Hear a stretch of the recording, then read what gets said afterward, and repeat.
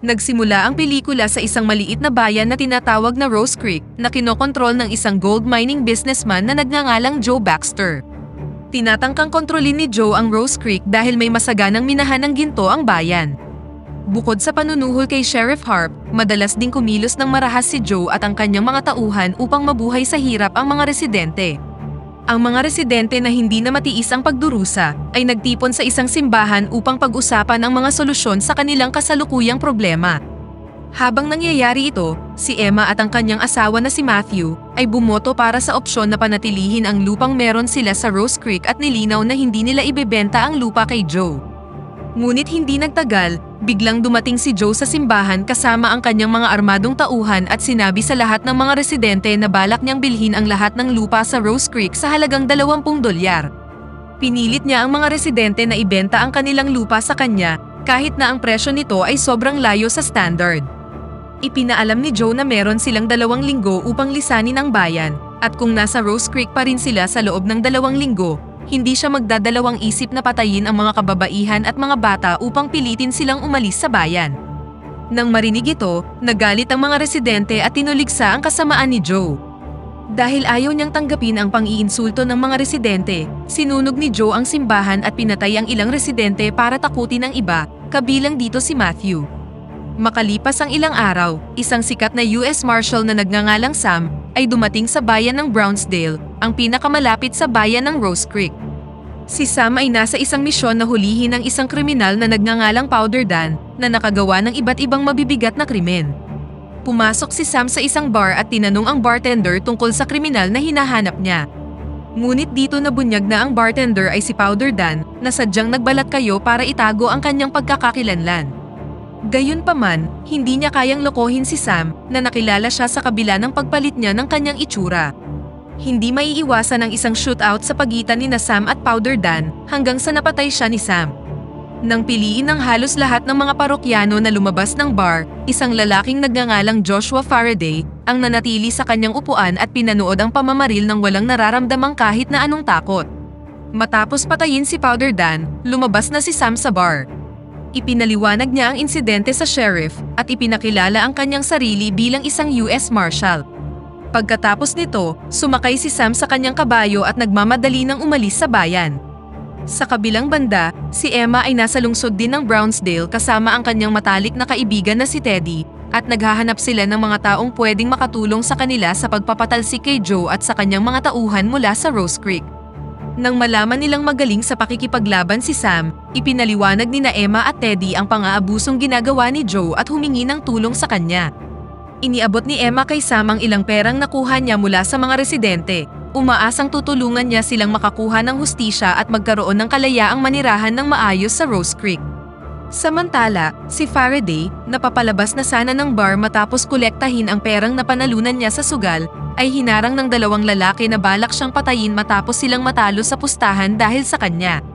Tinutukan nila ng baril si Faraday, ngunit sa kabila ng kanilang pagbabanta, tila kalmado lang siya. Inilabas niya ang isang deck ng card at nagpakita sa kanila ng ilang magic tricks hanggang sa tuluyan niyang napatay ang isa sa kanila. Matapos talunin ang mga tulisan at matiyak na hindi na siya muling guguluhin ng mga ito, nagmamadaling umalis si Faraday sa bayan. Balak niyang bumili ng kabayo ngunit wala siyang sapat na pera para dito.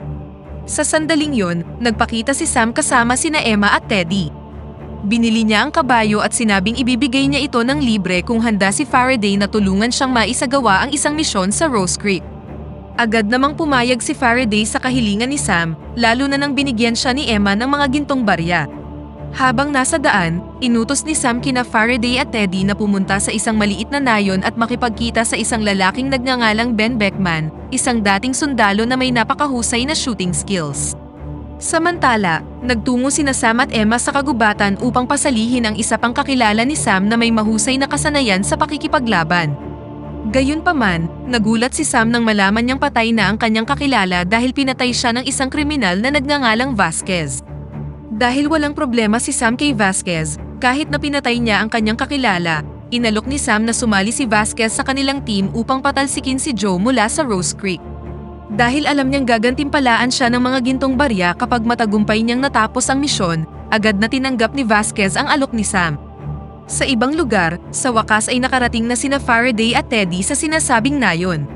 Habang nandoon, nasaksihan nila ang husay ng isang lalaking nagngangalang Billy na pinatay ang kanyang kalaban gamit lang ang isang punyal na inihagis niya mula sa malayo.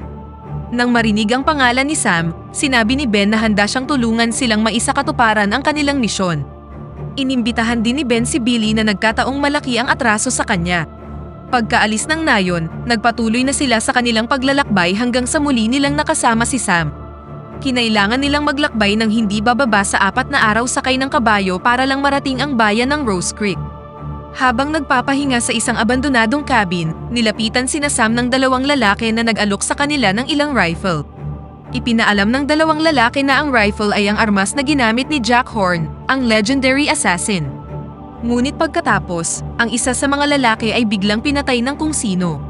Hindi nagtagal, dumating si Jack Horn sa lugar at mukhang galit na galit siya nang makitang ninakaw ang kanyang paboritong baril. Nang makita ang shooting ability ni Jack, naging interesado si Sam na kunin siya. Tinanggap naman ni Jack ang alok ni Sam, ngayong wala siyang trabaho o aktibidad na gagawin. Nang gabing yun, nagpa siya si Sam at ang kanyang mga kasamahan na magpalipas ng gabi sa burol na nasa border ng Comanche tribe. Sa sumunod na araw, habang naghahanda para ipagpatuloy ang kanilang paglalakbay, nagulat ang grupo ni Sam nang magpakita ang isang Comanche warrior na nagngangalang Red Harvest na nagpasyang sumali sa kanila. Matapos ang mahabang paglalakbay, sa wakas ay nakarating na rin sila sa Rose Creek. Bago pumasok sa bayan, inutos ni Sam sa kanyang mga kasamahan na maghiwa-hiwalay at pumunta sa tamang posisyon para atakihin ang mga tauhan ni Joe na nagbabantay sa bayan. Sa pagpasok ni Sam sa Rose Creek, kinumpronta siya ni Sheriff Harp at ng kanang kamay ni Joe na si McCain, na agad na inutusan si Sam na isurrender ang kanyang baril. Kahit na sinubukan siyang takutin ni McCain sa pamamagitan ng pagsabing meron siyang 20 armadong kalalakihan na handang pumatay ng kahit sino, hindi pinansin ni Sam ang banta. Matapos makumpirmang nasa kani-kanilang posisyon na ang kanyang mga kasamahan, ginalit ni Sam si McCain, kaya tinawag niya ang lahat ng kanyang mga tauhan. Bago pa makapaglunsad ng pag-atake si McCain at ang kanyang mga tauhan, agad na ipinakita ni Sam at ng kanyang mga kasamahan ang kanilang husay sa pagbaril. Hindi nakayanan ng mga tauhan ni McCain ang husay ng grupo ni Sam at isa-isa silang namatay sa engkwentro. Habang ipinapakita ang kanilang husay sa pagbaril, mukhang kinakabahan si Ben at hindi man lang siya nakagawa ng kahit na isang putok. Kahit na nasa harap na niya ang kalaban, tila nahihirapan siyang kalabitin ang gatilyo. Nabunyag na si Ben ay nakakaranas ng PTSD matapos siyang lumaban sa digmaan noong mga panahong sundalo pa siya. Matapos patayin ang lahat ng mga tauhan ni McCain, inutusan ni Sam si Sheriff Harp na sabihin kay Joe na ililigtas niya at ng kanyang mga kasamahan ang mga residente ng Rose Creek. Sa kabilang banda, tinawag ni Emma ang mga residente upang salubungin ang pagdating ng kanilang mga tagapagligtas, na ngayon ay tinatawag ng Magnificent Seven. Bagamat napakahusay ng Magnificent Seven, tila nagdududa pa rin ang mga residente na matatalo nila si Joe at ang kanyang mga sadistang tauhan. Nang marinig ito, nagbigay si Sam ng speech sa harap ng mga tao at binigyan ang mga residente ng 2 choice, ang manatili at ipagtanggol ang kanilang bayan o umalis ng lungsod para sa kanilang sariling kaligtasan. Ang ilan sa kanila ay nagpasyang umalis na sa lungsod dahil ayaw nilang masangkot sa darating na labanan. Gayunpaman, ang karamihan sa mga residente ay mas piniling manatili sa Rose Creek at ipaglaban ang kanilang kalayaan at ari-arian.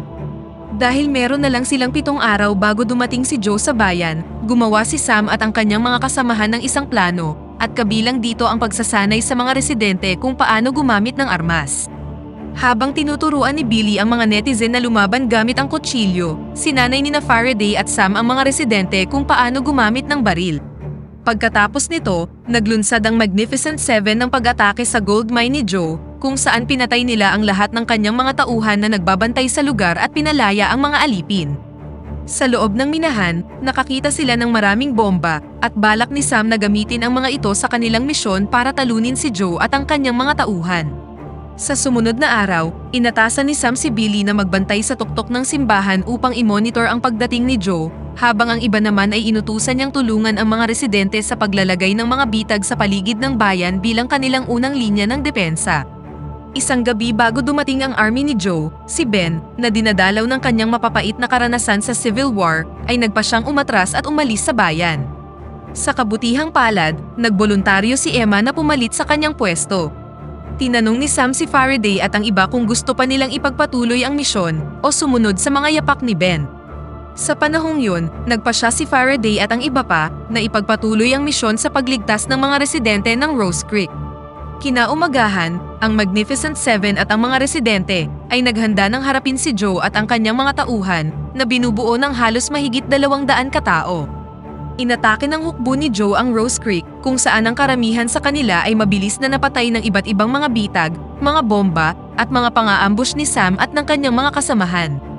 Hindi maiiwasan ang matinding labanan kung saan ipinakita ng mga miyembro ng Magnificent Seven ang kani-kanilang kakayahan at nagtagumpay sa pagpatay sa mga tauhan ni Joe sa tulong ng mga residente.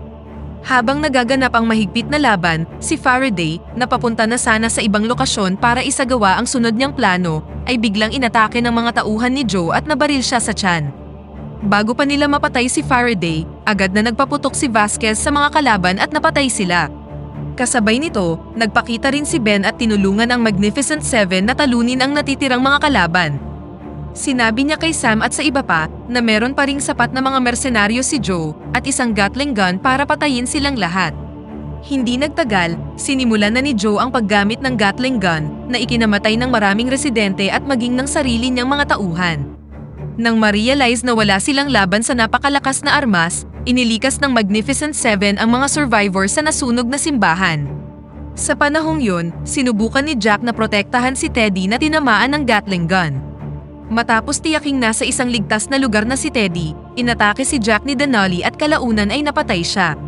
Hindi nagtagal, pumasok si Denali sa isang gusali kung saan nagtatago si Emma at ang isa sa mga residente. Gayunpaman, bago pa niya mapatay ang babae, dumating si Red Harvest at agad na pinatay ang kanyang katribo. Samantala, plano ni Faraday na sirain ang Gatling gun at hiniling kay Sam na bigyan siya ng cover habang tumatakbo siya patungo sa lokasyon. Sa kabilang banda, nagpasya sina Ben at Billy na tulungan sina Faraday at Sam sa pamamagitan ng pag-distract kay Joe at sa kanyang mga tauhan gamit ang kanilang mga natitirang bala hanggang sa mamatay ang dalawa. Nang makarating si Faraday sa lokasyon, determinado siyang pasabugin ang sarili upang sirain ang Gatling gun na pumatay din sa ibang mga tauhan ni Joe. Ngayong 2 tauhan na lang ang natitira sa kanya, lumapit si Joe sa bayan at inutusan silang suriin ang bawat gusali sa Rose Creek. Hindi nagtagal, hinarap sila ni Sam at madaling napatay ang 2 natitirang mersenaryo bago tinanggalan ng armas si Joe sa pamamagitan ng pagpapasabog ng baril mula sa kanyang kamay.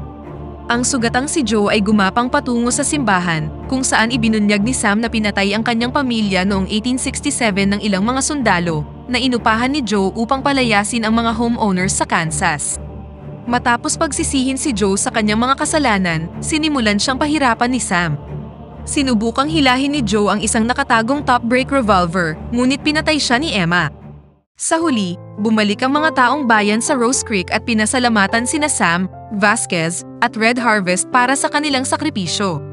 Sa huling eksena, sina Faraday, Ben Beckman, Billy at Jack ay inilibing malapit sa bayan at pinarangalan bilang mga bayani, at dito na nagtatapos ang pelikula.